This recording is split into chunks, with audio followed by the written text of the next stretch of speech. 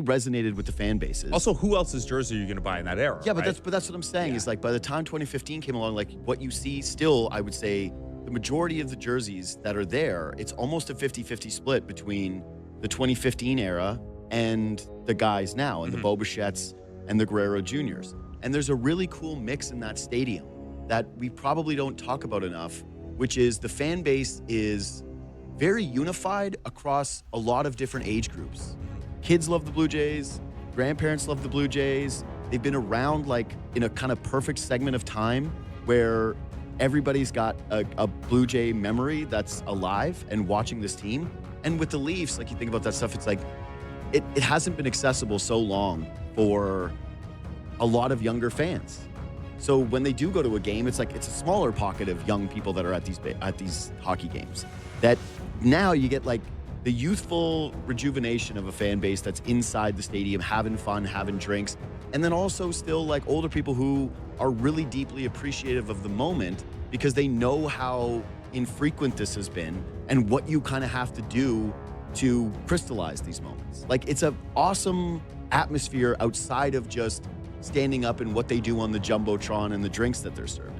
Yeah, and like 32 years is not that long to go without a World Series. Like the Mariners still haven't been to one. Yeah. I'm sorry to pick on them or whatever. But that's why I felt, by the way, kind of bad for Mariners fans when people were doing all the like sending me the videos of their radio calls. I was like, I liked this for the Yankees. Yeah. It's a little different when you do this with teams like the Guardians and the Mariners and like, you know, the teams it's that punching down. Yeah, it really is. It feels kind of ugly. It feels like what Yankees fans would have done to us. Do that to the Dodgers fans. Yes, 100%. Because they've only been Dodgers fans for like an hour and a half. That's right. So, That's right. But yeah, the other thing, so like timeline-wise, it's a good point. And like 9 years ago is not that long ago, but it's long enough ago that like those guys still hold a bit of, I guess, like short-term nostalgia. And the way it is like, if you know, Ennis isn't actually that old, but it's like, oh, if your memories are 92, 93, and that's what you're talking about right now, it's like, okay, Grandpa. And then we're talking about 2015, 2016. We get hit with the okay, Unc.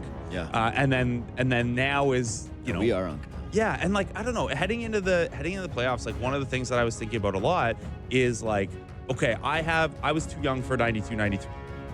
Like I was alive, but I was not locked in on baseball. I was like a toddler and I was a hockey kid. So I have nothing from 92, 93. Yep. 2015, 2016, I have a lot of core memories. I was in the industry, but I wasn't covering the Blue Jays. So I was doing my Raptors freelance stuff and Raptors Republic, but all those Jays games were as a fan. But I had friends of me, like Jonah Birnbaum and I watched the bat flip together. And you know, his roommate at the time who now works for the Blue Jays. No, you made, it was the 2015 and 16 runs in terms of some of your friends.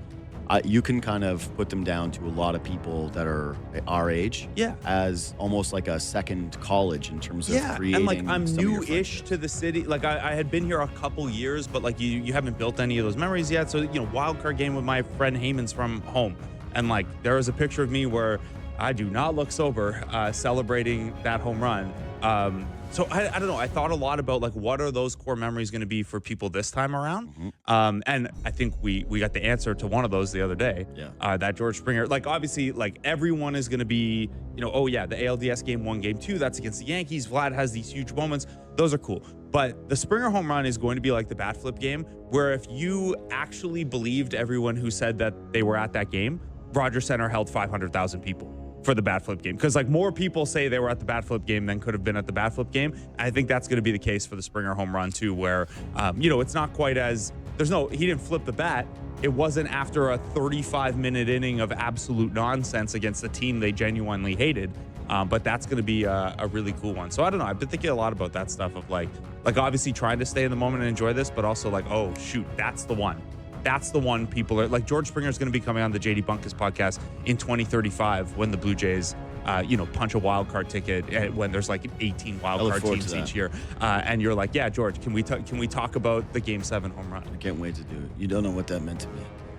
You go, yeah, I've heard that from. How bad did it hurt when you on one knee when you were hopping down the first base line? You know what is kind of cool too with this run is when I went to all those games in 15 and 16. Up until now, so I sold my tickets to the bat flip game. It's kind of like I decided I was with 4 other really good friends. I couldn't decide who I was going to give the other ticket to, so just decided to sell, and we went to a bar and we watched it. And now it's a lucky bar that we go to before going to the games. But I was at the Edwin Edwin walk-off.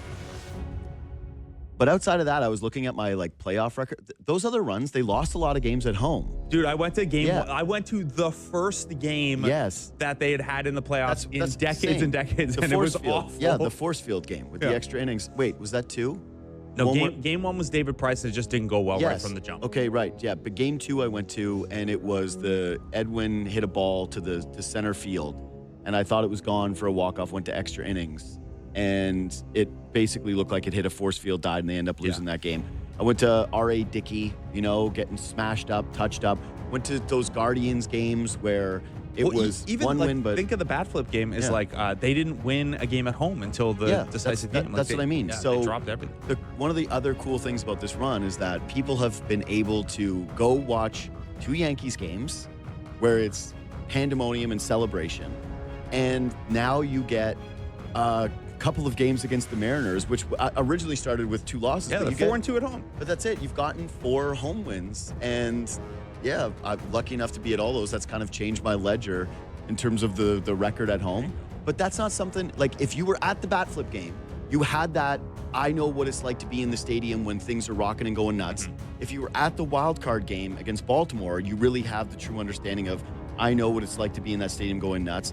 But now there's 4 others that get added to the tally. This is actually different than those other runs where most of us were celebrating in bars. Yeah. The wild card one's so fascinating. I'd be curious your take on this. It's the wild card game is not as important as the bat flip. The bat flip helped them get to the ALCS, and again, they hated that team. There was a lot of emotion in that. George Springer punched the ticket to the World Series, but the one thing that the wild card home run had going for it, and this is something, Joe Carter obviously won the World Series. It's impossible to hit a bigger home run. And I did this yesterday. It's impossible. You can't do it. Yeah, short of a game going to 18 innings or something like that, and you walk it off. It's impossible to top the Joe Carter one. You're by 3 and you hit a grand slam. If you're in your backyard as a little kid and you line up a scenario that's the Joe Carter scenario, you're like, that's a little convoluted. Maybe there should only be 1 runner on base. Anyway. So the wild card thing that it had going for it. And again, maybe it's because that's the one that I was there at as a fan, and I wasn't at the bat flip, and I was at the Springer one as media. But it's also, you don't have to. The Springer one, after it calms down, everyone is then like, oh, there's 9 outs again. Yeah, or it's 6 outs again. And the Edwin one, it's it's done. You walked it off. Yes. A walk-off has a specialness of there is no other shoe that could possibly drop. Again, it's 4. It's number 4 behind those other ones. It's clearly 4. But as a celebration moment, you didn't have to take the beat to be oh yeah, there's work to do still. For me, it's the clear number 2 in terms of things I've seen live because I wasn't at bat flip. Yeah. You're right in the sense of the party was different. It was basically, he hit that ball in the air, though, and no one even knew that it was a home run because you just needed the fly ball to catch the runner from third. A sac fly walks you off. So as soon as he put the ball in the air, everybody was we had some guys beside us that had popcorn, and my kind of memory of it was just popcorn and beer everywhere and hugging McKee and jumping up and down and then just You were at it with McKee, eh? Yeah. That's awesome. And it was like a full-blown, just everybody losing their minds, and then the chance, and it was fun. It was really fun. The big difference for me, though, with this is that 2016 team, if people are honest and you were there and you remember it, everybody was bitching and crying about how wild card is in playoffs and this team isn't the same, and they kind of limped to the finish line, and there was not the same excitement in the city, and it was the same thing. So I bought a sheet to the 2016 run thinking I was going to do the same thing in 2015, which is, okay, I'm going to basically sell these to friends and family and not go for the whole run, but I'll have tickets that, because I can afford. You're locked in at face. Yes, locked in at face, bought it. It was easier to get then too, by the way. You buy a 10-game flex pack, I think you got early access. Yes, whatever. I think I just had gone to enough games or whatever that I had the early access that blah, blah, blah, blah, blah. Who cares? That's not important. People didn't love that team the same way, and they got on board as the playoffs went on. They beat the Rangers, and it was sort of like, oh, right, we love this Toronto Blue Jays But it was an team. encore act. Yes, but this group that we're seeing now, it really does feel more like 2015, where the fan base cares so much more about this group than any other one that I've ever seen. And even the difference, and this is going to sound harsh as an unk, this Blue Jays team is more likable than the 2015 team. The 2015 team was our jerks. Yes. They were our jerks. They were getting it into it with everybody else. It was like Donaldson and Bautista. Before they cut him, there's a very famous Danny Valencia sitting along the thing, chirping another team that we can't repeat on air. But like that was the whole attitude. So what? Yeah. What are you gonna do about it? Yeah, that was it. They were very adversarial, and that was cool. I'm not I'm not trying to denigrate that whatsoever. But this Blue Jays team, because it's like it is the misfit crew. It is the weirdo squad. It is. They just did this without Bo Bichette and the number one guy they brought in free agency. Do you want me to wrestling it for you? Yeah. 2015, they were the heels. Now they're the baby faces. Yeah, that's it. It's nice to. It's fun to cheer for John Cena. Tiny, small market Toronto Blue Jays, who are only 4th in payroll, up against the evil giant Dodgers. Yeah. That is, by the way, a super fun narrative going into this thing, of how everyone in America is rooting for the Blue Jays because they all hate the Dodgers and how much they spend. When in reality, it's like the Jays tried to get Juan Soto. And the Shohei. Jays tried to get Shohei. Sasaki. They might have offered Shohei. Well, they did factually offer Shohei more money if you do the real-time dollars versus the future dollars. They tried to get Sasaki. Yeah. Like they're the 4th highest payroll in baseball. They look like they're only going to keep spending more. This is why, again, I'll hammer this home every single show is, if you are a real Blue Jays fan, you have rocks in your head if you think you want a salary cap. Like if you've looked at what the Toronto Maple Leafs have done and what the Raptors are right now, which, by the way, we're going to get into that preview still in a second here. Sure. God, we got to do that. You do not want a cap. Anyways, subscribe to this podcast, leave 5 stars, do all those things. Reach out to me anytime on Twitter and Instagram at JD Bunkis. I definitely want reflections today. I still am trying to go through the DMs. Quick break, and then we'll come back and we'll do some Raptors season preview.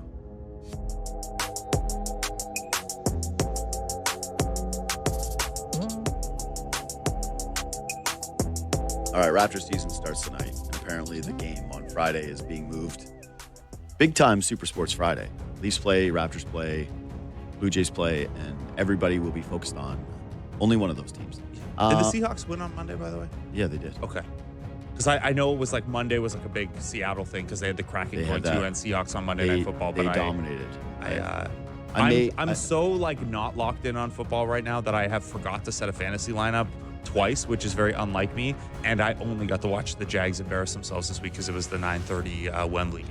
I would like to tell you this. I am still locked on everything, all right? Yeah. Nothing's getting by me. I'm still locked on football, and when I'm back to 2 hours when the Blue Jays are done, don't worry. You boys stay but you're locked. always locked in on everything. Boys stay locked. It's the hardest working man in the building. It's not work when you love it. Okay, so Raptors. Yeah. Season starts tonight. Very easy in terms of the way I'm going to set this up. Biggest story of the season to you is what? Yeah, I think it's figuring out who the odd piece out is.